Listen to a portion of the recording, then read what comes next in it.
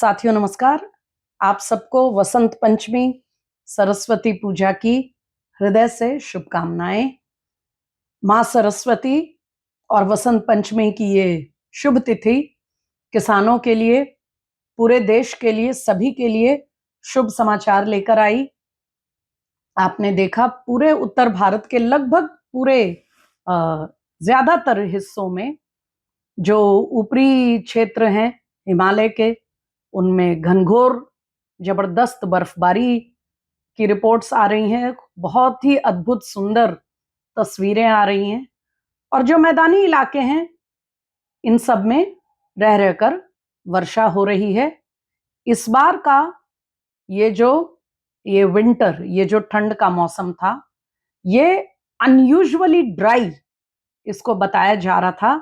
कई दशकों में जो विंटर है, जो ठंड है, उसमें ऐसी वर्षा की कमी और इतना सूखा, इतनी सूखी ठंड नहीं हुई थी।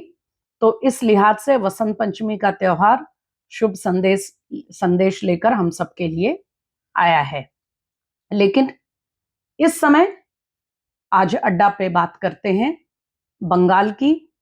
पश्चिम बंगाल में साथियों हालात बिल्कुल बेकाबू स्तर पे आ चुके हैं।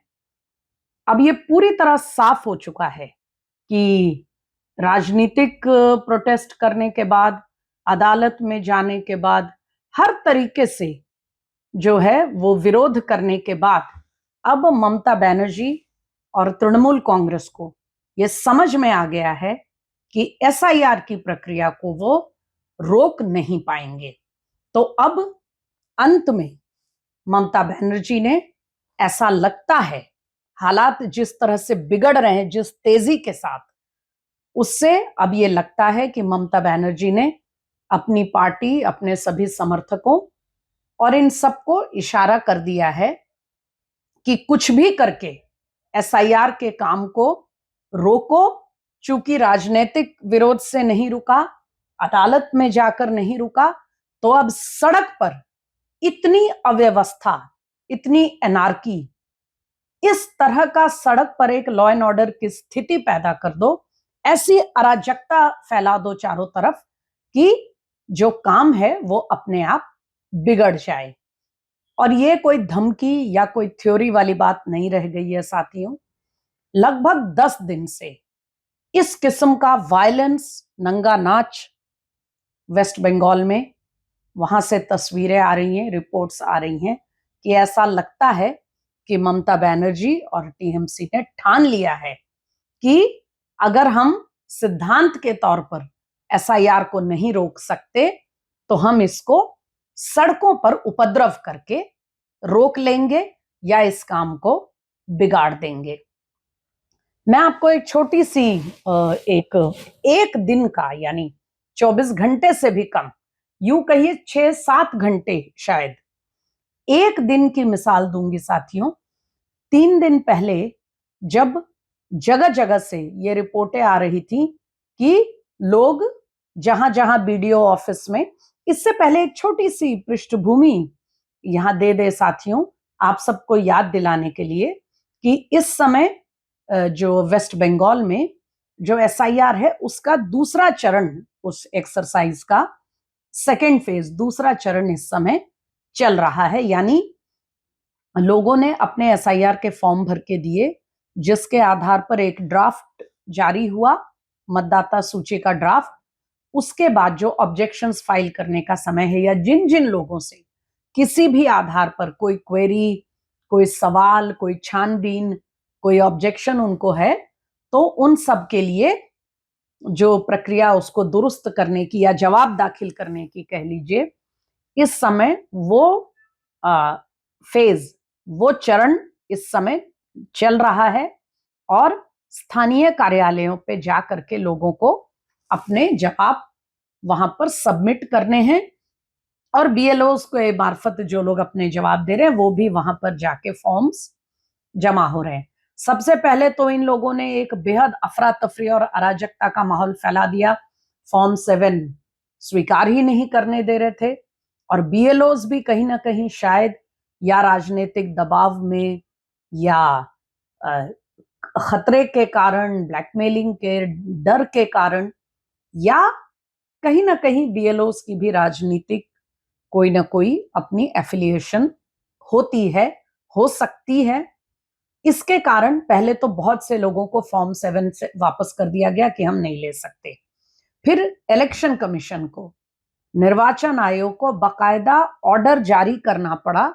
हालांकि ये बीएलओ की ड्यूटी में शामिल है कि उन्हें लेना पड़ेगा फॉर्म, लेकिन इलेक्शन कमीशन को इसके लिए भी ऑर्डर जारी करना पड़ा कि फॉर्म 7 लेना अनिवार्य है।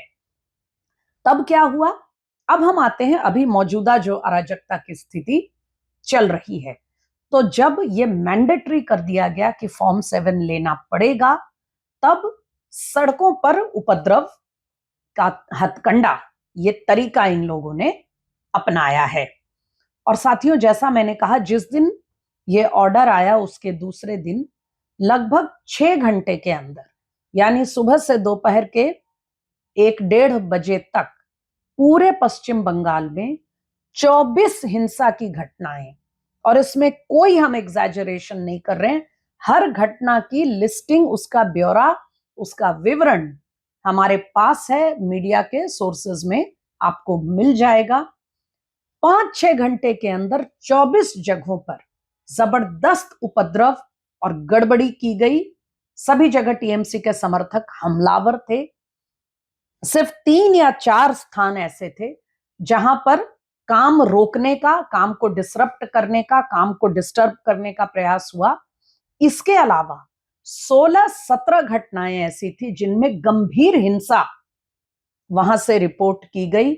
जो कर्मचारी बीडीओ ऑफिसर्स में या बीएलओ कर्मचारी, जो भी कर्मचारी एसआईआर के प्रक्रिया में लगे थे, उनको मारा पीटा गया, धमकाया गया, कार्यालयों को आग लगाई गई, जबरदस्त सड़कों पर हिंसा और उपद्रव किया गया, और इस तरह की घटनाएं पूरे प्रदेश से आई। यहां एक घटना का विशेष जिक्र भी करना जरूरी है, वो है फरक्का के बीडीओ ऑफिस पर जो कुछ घटा।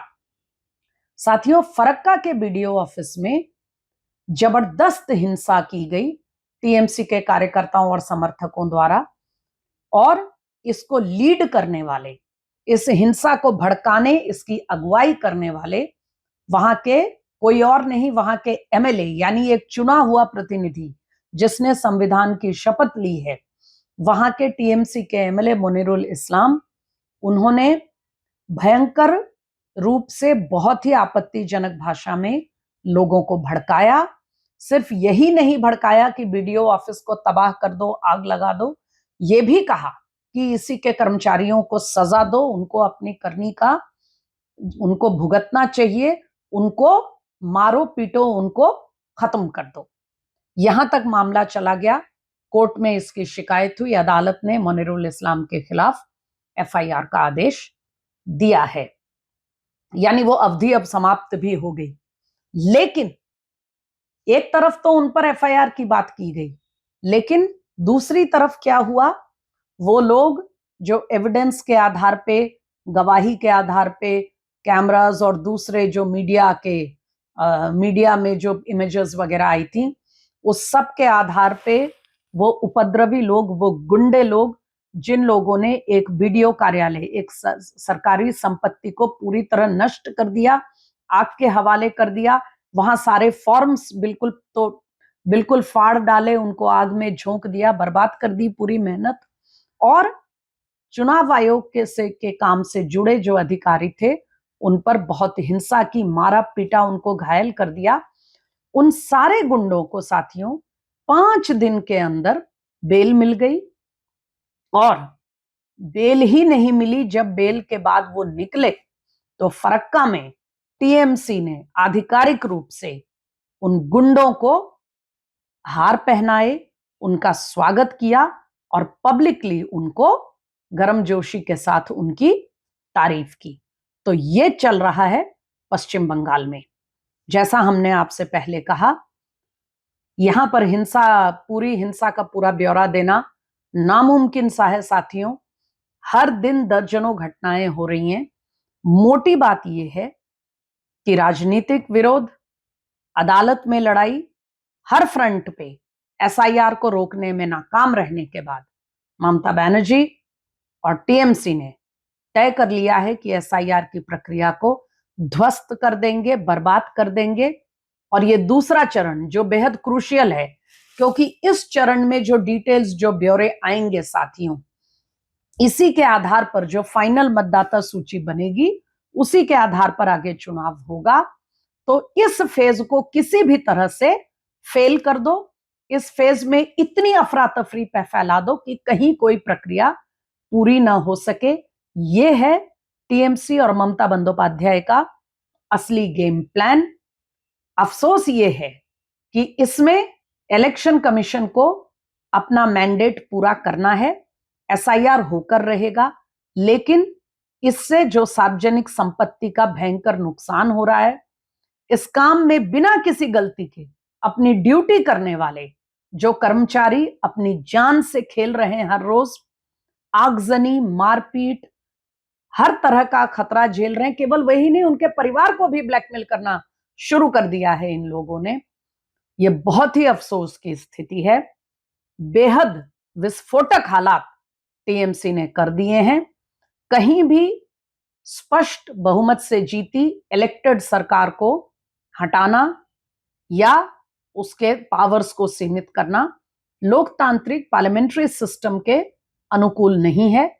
लेकिन आज जो स्थिति टीएमसी ने बना रखी है वेस्ट बंगाल में, शायद केंद्र ने वहां की व्यवस्था को अपने हाथ में नहीं लिया, कम से कम कानून व्यवस्था को, तो शायद वेस्ट बंगाल के हालात बिल्कुल नियंत्रण से बाहर हो जाएंगे।